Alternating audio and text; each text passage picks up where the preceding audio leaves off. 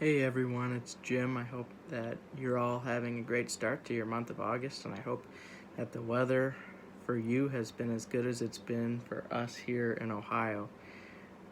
Heading into today's discussion post about dual relationships.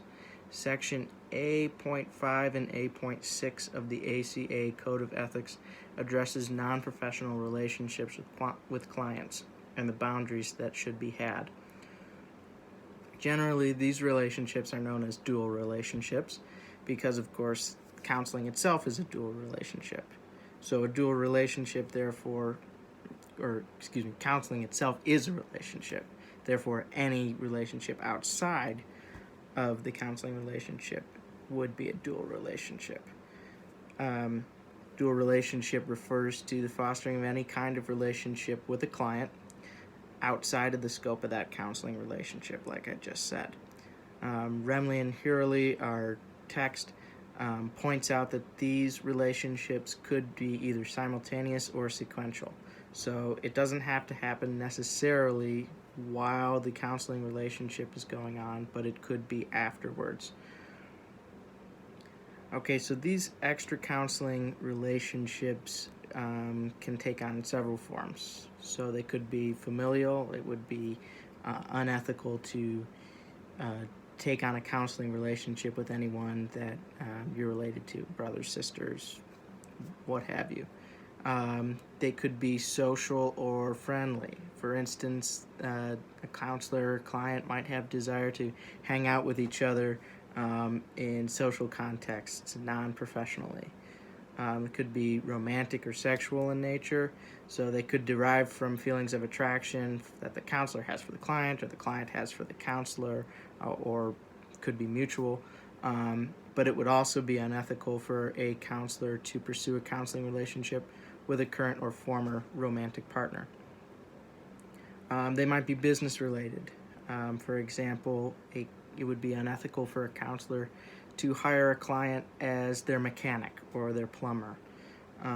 Or it could simply derive from being part of the same community. So counseling somebody who goes to your church or lives in your neighborhood. So I believe that one of the best ways to mitigate the risks of extra counseling relationships is to set hard and clear boundaries. Not only that you as a counselor have in mind, but that you communicate to your client so that there's no ambiguity about what the client-counselor relationship is and what it is not. So this avoidance of dual relationships is a principle that has been established for the protection of clients, of course, who in their role as the help seeker in the counselor-client relationship find themselves in somewhat of a vulnerable position.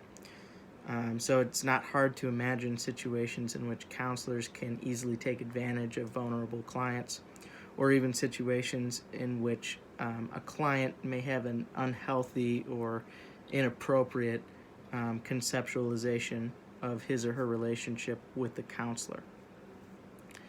That said, as detailed by scholars like Molesky and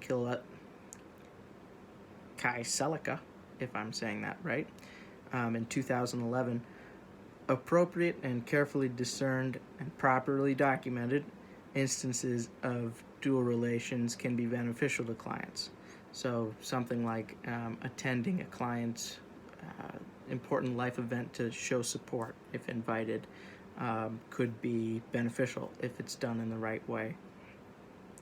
So this is acknowledged in the Code of Ethics, specifically in A.6b of the ACA Code, which gives guidance on how to properly and appropriately extend boundaries, seeking consultation, and properly documented when it could be beneficial to the client to do so, because in the end, that's what we're here to do, is be of benefit to the client. Thanks, everyone. Hope you're having a great week as we're getting close to the end of this course here.